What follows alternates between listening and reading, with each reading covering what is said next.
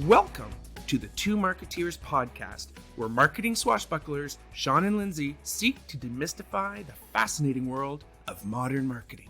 Each episode takes listeners on a storytelling adventure that informs, entertains, and inspires marketing enthusiasts of all kinds. And now, here are your hosts, the Two Marketeers themselves, Sean Patrick and Lindsay. Wow! Yeah! Woo! Take the stick! Bonjour! Why do you always start? Allô? Ça va? Hello. Ça va bien et toi? Oui, merci. Good morning, Sean Patrick, Wiseguy, marketing and branding extraordinaire. Good morning, Lindsay Biwa, mistress of marketing. I like how that's the thing now, but I also again wondered where that was going immediately. Mr. What? Not this podcast. Wrong That's podcast. my Sean. other podcast. That's my Ashley Madison podcast. Dun dun dun. Did they ever come back? I don't know. I feel like you they did. can't even Google that because then it sets off red alerts in your household. Maybe it's a dark web thing. What's Maybe. this dark web? Should we look it up? It's kind of becoming mainstream, and I'm like, You know what dark web is? what? It's like medical information. That's where I go down a dark path Oh, for on the you. web. But there's the dark web, which I'm like, I know, like gangsters trade livers and stuff. yeah, like among other things. Bitcoin? Will you use Bitcoin to buy livers? I don't know. This is already off to a very silly start. How are you today? I'm good. You? I'm really good. To be honest, I've been in a pandemic funk. I don't know if you've been in these like slumps, these like lows where it's like pandemic funk, and I'm like, I don't. I told you this is the first day I've worn a shirt. Oh, okay. What qualifies? So Sean put on a top, and we're all very happy just to not be looking at your shoulders right now. I'm wearing one thing with a button. I mean, that is like something with a button or a fastener. That's big. Thank you for these. Thank you for these every 2 weeks recordings. That's like jeans day. Do you have jeans day? Once a week I put on my jeans to make sure they still fit me. Oh, jeans day used to be casual day, and now it's like jeans. What's the occasion? I had this exact conversation with someone yesterday where they're like, remember how casual day used to be jeans and now it's like pajamas on the bottom? Like we've taken it to a whole new level. Yeah, I do change. Like I don't work in what I slept in. I'm not even going to talk about what I sleep in. You just can't fit your undie pants. Okay, keep your undie pants to yourself. No, I wear legit sleep bottoms. Oh, I think we've talked about this before. Your sleep shorts. Yeah, like, like one thing. What the hell is a sleep short? So the few things that have changed in my pandemic life is I pay top dollar on only essentials, and then I stretch those as like sleep shorts, underwear, sleep shorts. Keep it to yourself, sleep shorts. We're trying to keep it clean.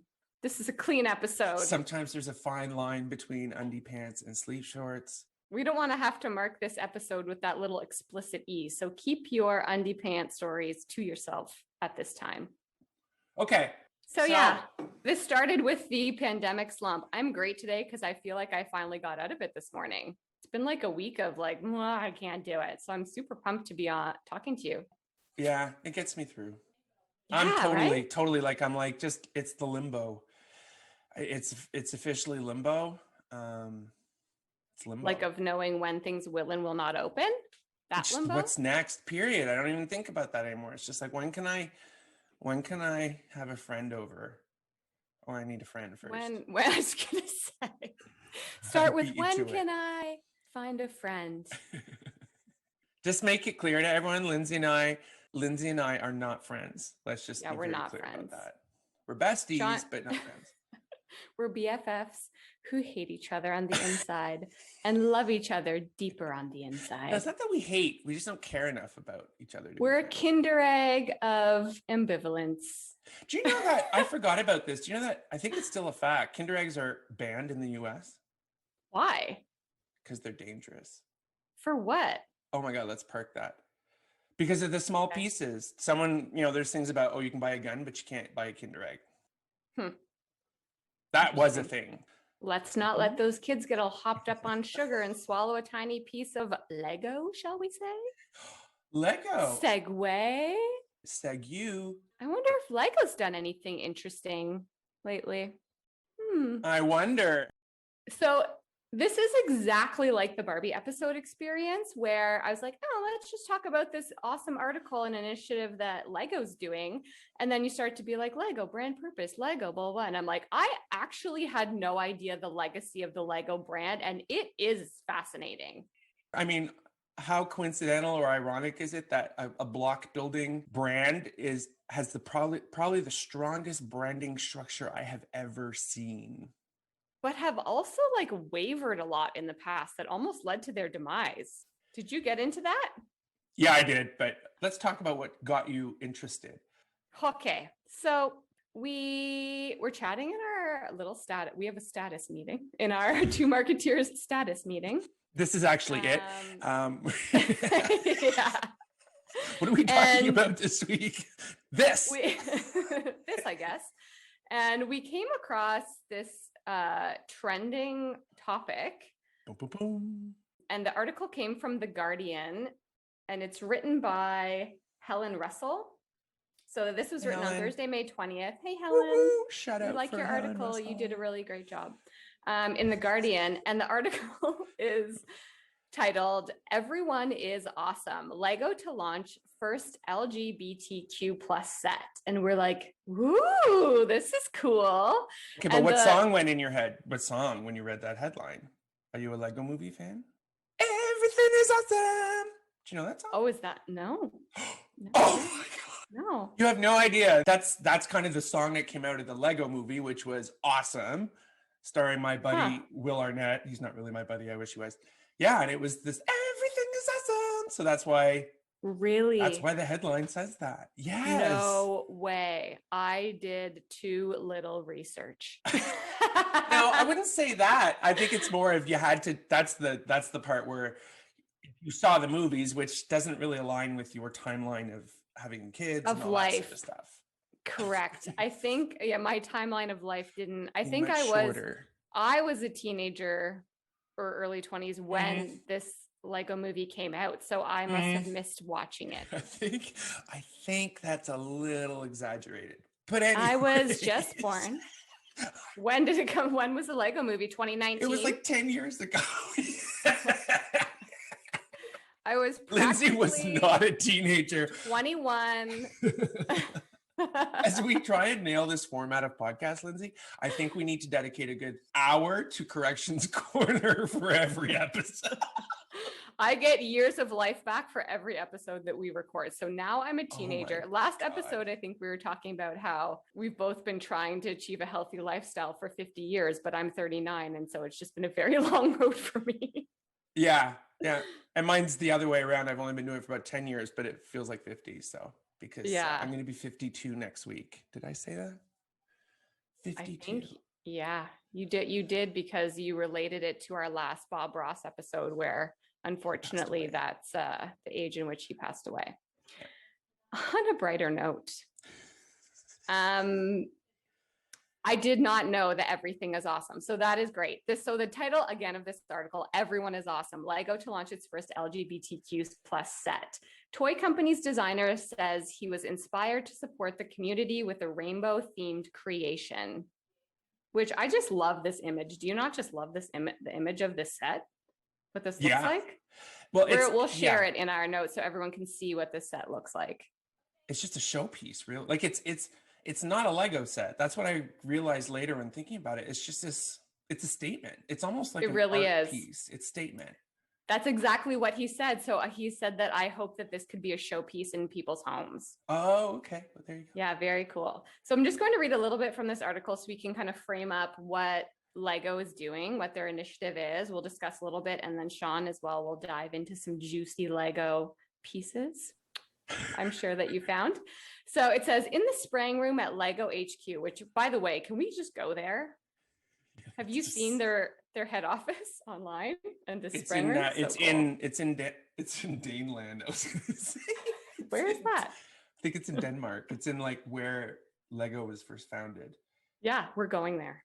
Okay. Okay. So as soon as restaurants open first, then we'll go there. It's going to be a phase. Yeah. Okay. So in the spraying room at Lego HQ, tiny figurines are layered with bright, glossy paint before being placed on a rainbow-esque arch. The result, a waterfall of color with 11 brand new minifigures striding purposefully towards an imagined brighter future, is the Danish toymaker's inaugural LGBTQIA plus set titled Everyone is Awesome. Everyone is awesome. I know, I'm into that now. Okay. The colors of the stripes were chosen to reflect the original rainbow flag, along with pale blue, white, and pink representing the trans community, and black and brown to acknowledge the diversity of skin tones and backgrounds within the LGBTQIA plus community. So picture it like it's almost like one bookend of a set. So it's like it's shaped like a three-dimensional L, with all these 11 stripes they're talking about cascading vertically. It's almost like, I don't know, but maybe those pieces come apart. And then on each piece, slowly advancing consecutively from one end to the farthest end, which is the dark, like a dark brown, are different monochrome characters that just kind of transcend race. They transcend sex or gender, I should say, preference, any of that stuff. And it's just beautiful. Like it really, but beautiful. It's 100% Lego. There's no straying from the brand. Yeah. So it says in all but one case, no specific gender has been assigned to the figures, who are intended to express individuality while remaining ambiguous. The exception, a purple minifigure with a highly stylized beehive wig, is a clear nod to the fabulous drag queens out there, said the designer, Matthew Ashton, who initially created the set for his own desk. He says, I'd moved offices, so wanted to make the space feel like home with something that reflected me and the LGBTQIA plus community. But the set attracted attention and was soon in demand. Other members of Lego's LGBTQ plus community came to tell me that they loved it, Ashton said. So I thought maybe it's something we should share. He also wanted to be more vocal in support of inclusivity.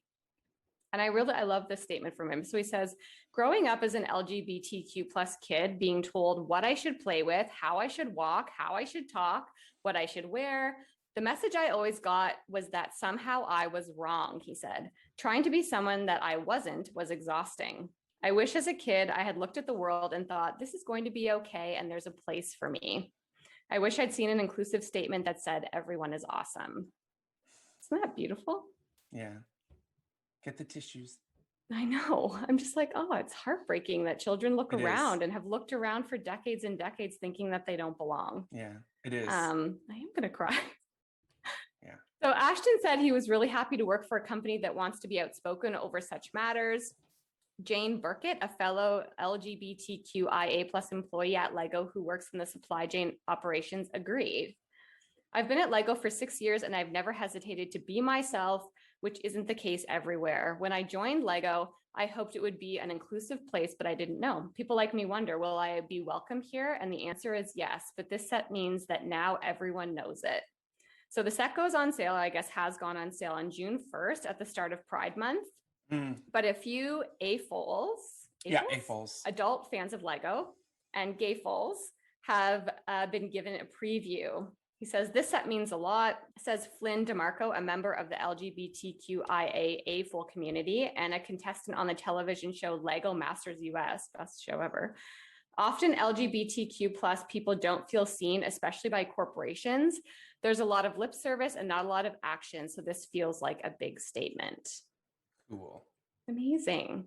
So we saw this come up and, we talk about brand purpose and inclusivity and values and brands stepping up to support that. And we couldn't help but talk about this because it's such a great initiative on behalf of Lego. Yeah. And then I did my homework. Yeah. Can I tell you one? Maybe I'll layer this in later. No, tell me. Okay. So just one thing quickly about this set before we move on is that The first thing I did was go to Instagram, right? So I go to Instagram, I'm looking at the Lego channel, and I see that they've posted a couple of different posts about the launch of this set. And I started to dive into the comments around what people are saying about this set being launched. And clearly there's a lot of comments happening there about people being like, good for you, Lego. I can't wait to buy this. This is going to be a showpiece in my home. It's amazing to see, you know, diversity and inclusion as part of your sets. But there was a lot of other comments, which I am just still dumbfounded by. People who are, you know, against Lego doing something like this. And they don't feel that there should be a place within the Lego brand for inclusivity like this. So, you know, I think when you talk about brand purpose and things a lot, and you do it as part of your job, and you try to help work with brands to, you know, push them to be inclusive and to live their purpose and define their values and be for the people and use their voices and their budgets and all of that stuff to support people in the world. You think that a lot of companies and a lot of people are actually doing this, and people are aligned and everyone's seeing it, and people are feeling really good about it.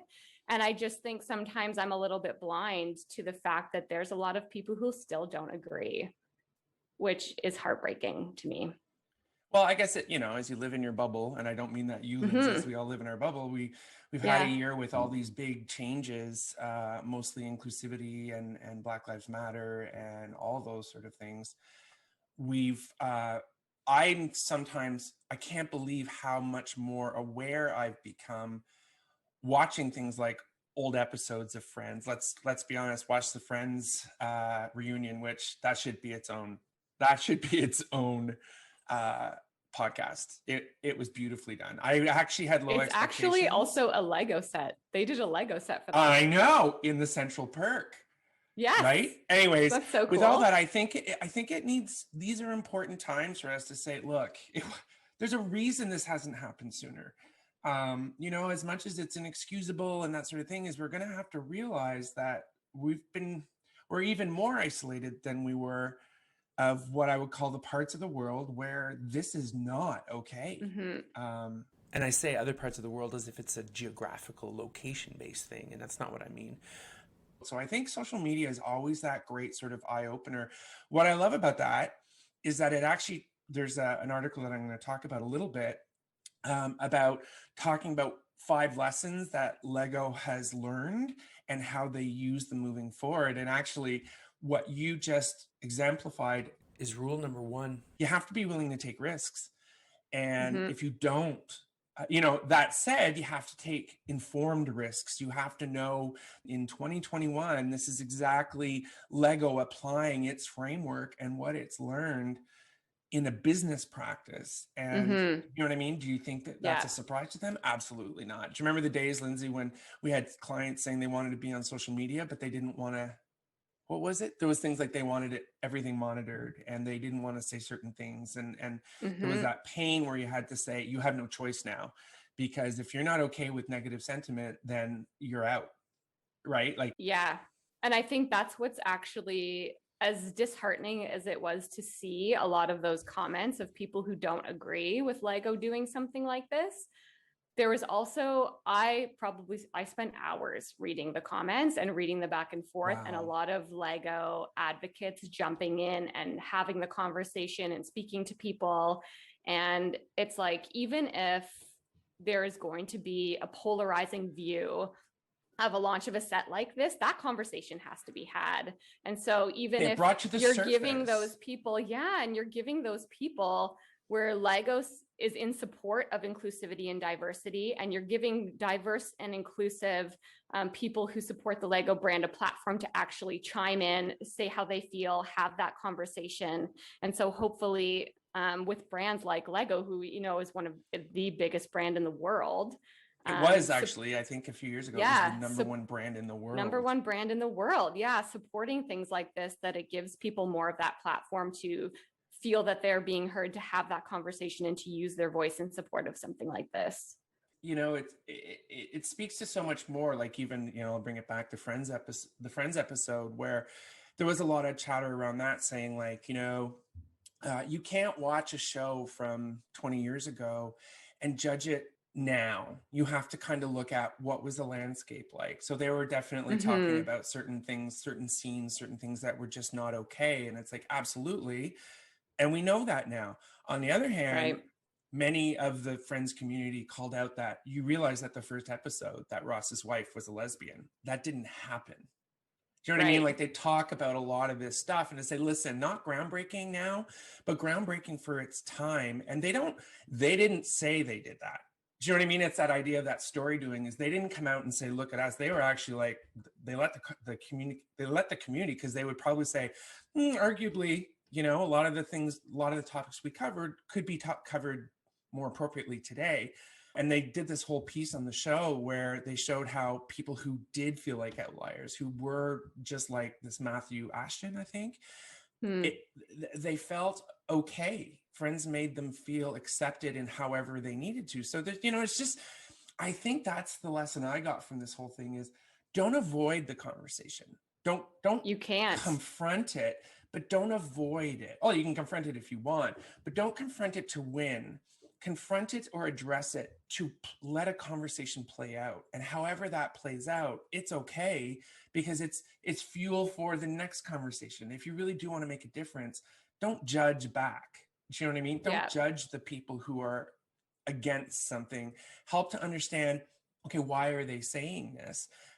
Because that's the divide that will just be, okay, then we'll just flip it the other way. So I love the little piece of information that you shared that isn't this huge news around marketing. It's actually, it transcends that. It's more important from a cultural piece. But as one of the largest, and I believe they are the largest toy brand in the world.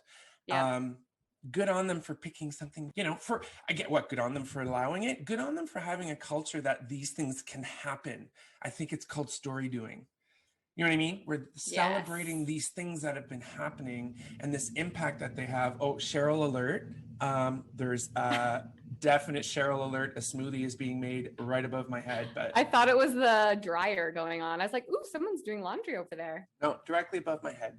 So anyways, it was great. It was a great conversation. Yeah. And I had no idea about the social media sort of impact, Lindsay. So thanks for stating that. But I think it speaks to exactly consistent to what the brand has learned in the last decade or so. Wow, there's a lot of stuff that happened. Here's if I may, I'm going to jump in. Yes, please go. Lego's been around since 1932. Boy, I can't wait till its 100th anniversary, which, you know, is only 11 years away. By a gentleman, pardon the pronunciation, Ole Kirk Christensen. He was actually what they'll say a failed master carpenter. Well, okay. It was during the Depression. It was right after the Depression. So he decided to change his focus to making toys and making these building blocks, and, you know, started this company called Lego, which loosely translates as play well. And then isn't that awesome? Yeah. And when I read that, I was like, that's so cool. And his grandson is the current president, I think CEO, whichever. Okay. So it's really interesting because it's been a pretty steady climb. There's not, you know, Barbie was just rife with so much. God love Barbie. But it was a steady climb. Here's what happened in the late 90s. I believe they started to stagnate. Right. And lots of reasons. I'd say the number one, I've done a ton of research. Basically, they'd saturated a market of toys for kids. Mm-hmm. And that was great. And, you know, people will say it was digital. That was the downfall and all that stuff. There's lots of different reasons. So basically, what happened in 2003, they almost went bankrupt and they brought in a new leader. Mm-hmm. And he did his homework. What was really interesting is they look back, it's a case study for a lot of brands. What I love about it is it always comes back to the kind of things we talk about, is the importance of, you know, what is its framework? What is its purpose? What is, you know, all that stuff? What is its focus? What was it always meant to do? Which transcends just the brand, and really the brand is a representation of a company with an offering. So to kind of summarize what happened, they turned it around, and it's a huge case study. What happened was essentially they looked at what was going on, and they had forgotten they had forgotten who they were. They had lost Mhm. sight of what it was they provided, why they existed. Yeah, as they For try to example, diversify, right? yeah, so they diversified, and in digital, all that thing. They even actually like diversified in trying to create entertainment. So, you Yeah. know, programming and that sort of stuff. Well, it failed because they did it themselves. They don't know how to do content. Yeah, chasing a bunch of things that they don't know how to do well as Right. toys. And then what they did do is they partnered with, like, had huge success with, you know, Harry Potter collaboration and a Star Wars collaboration, all that stuff, and actually became the biggest source of their revenue. The problem was, if there wasn't a movie to launch, they had nothing. Their business was no longer dependent on what they could control. Right. So whatever year it was, I think 2003 or in that area, they were having very low revenue because movies just weren't coming out. And that's when you know, a lot of companies will do that, is they start to stagnate. They kind of look at where they should go, and they became all about innovation. And the problem with that was they became innovation for the sake of, what I would say, for the sake of innovation. And they got very Right. lost in themselves. So they did their work and turned it around slowly but surely. I think this is a good time for me to go into an article that was on LinkedIn that talks about 5 things that, you know, are lessons learned. Okay. I'll cover them really generally because it's just really interesting, specifically because of what Lindsay talked about. So the author of this article is Tanu Tiwari, and it was published in February of this year, which I love. It's hard to believe that Lego, that has been around since 1932 without a single year of loss, was close to going bust in 2003. Sales were down 30% year on year, and it was in a debt of 800 million. Whoa. Yeah. So fast forward to 2015, they're reported, you know, 660 million pounds. I'll talk about some of the current figures in a little bit, but basically they talks about 5 things to remember, lessons learned. Number 1, understand that change would mean risk. So at that time, that sort of crux of, okay, what are we going to do? They did some bold moves, which in retrospect seems like, yeah, it just seems obvious, but they sold off a lot of their assets. A lot of their, Right. they were making too much product. Product was the cost of manufacturing more diverse ranges of products cost more money. Margin was coming way down, all that stuff. So they really made some big moves, shutting down things, reducing something like a product line of 7,000 items to 3,000, all that stuff. Number 2, which I think Lindsay will love, is using data and not guesswork to back the decision making. I do love that. The company's leadership had different ideas about what was causing such massive losses, and I think that was the problem at the time. You know, silos, different ideas, and they were all pretty much based on speculation or assumptions, which, right, Lindsay? No. Yeah, we don't do that. Some blame the popularity of video games. This is the whole idea of digital disruption, while the others blame diversification. They had little understanding of which products were making money and which were losing. Oops. Yeah. It was just one big blend of how are we doing this year. I think Lindsay and I have worked at some organizations that have done that sometimes. So basically this new guy who came in, I think his name is pronounced Knudstorp or Knudstorp, used the help of finance director to run an in-depth financial analysis and product line. So analysis, data, and they made all their changes based on true analysis that had never been made. And that's where that all happens. Well, don't you feel like that's such a classic case where you launch this product, it goes extremely well. You've never had to worry about sales. Sales are climbing. Itself. You're making all of these different things. And now you're like, oh, we need to diversify. We need to innovate. We should kind of like, they look at models like Disney where they're like, now we need to do movies. Now we need to do theme parks. Now we need to do all of this stuff. And you lose, like you say, you lose your focus on what the brand actually does very well, what's important, what is behind their purpose, and what they can actually deliver on. And without any information that you've probably never had to track before because you were always just doing very well. Year over year, sales were good. So you never had to dive into the nitty gritty of what was going on. Yeah. And when you start to actually think that way and peel back the layers, you're like, actually, all of these different streams aren't contributing well to the success of our company. And so which ones based on the data are we going to lean into so that we can continue our success and get rid of the stuff that doesn't work? Well, don't get me started on my yin yang of product and brand. They got product focused. I don't know that they even needed to reflect that much on their brand because their products just kept doing so well. And they sold themselves in a lot of cases. And when something will sell itself based on value until it doesn't, until it's too competitive a marketplace, and most important, until a company loses sight of what its products are supposed to solve. And that's what a brand does, right? So there's some really interesting stuff. Anyways, number 3 moves right into innovating without losing the grip. And that's the idea is, hey, they didn't go back to the old. They looked at who we are and how do we have to pivot or redirect what that means today. They have to constantly innovate. And actually, I just think it's amazing right now with some of the stuff we'll talk about. But what's happening right now with Lego is huge. Right now, June 2021, huge shit is about to happen.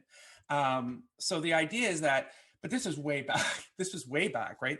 They were doing this from 2004 and onward. Right. It's the idea about really harnessing why you're innovating, what that innovation is. And in the end, never losing sight of you're only innovating to solve the problem that your consumers are facing.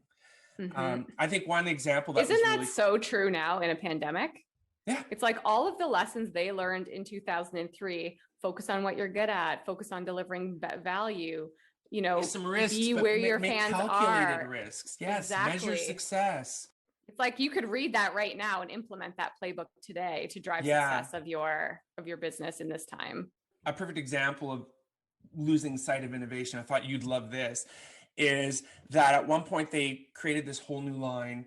And I know you're probably familiar with like these, they went from being building blocks more being these little scenes. It's just like the Friends Central Perk. And I remember buying my daughter that stuff. And when I heard the story, I'm like, that was so true. They started making component sort of sets.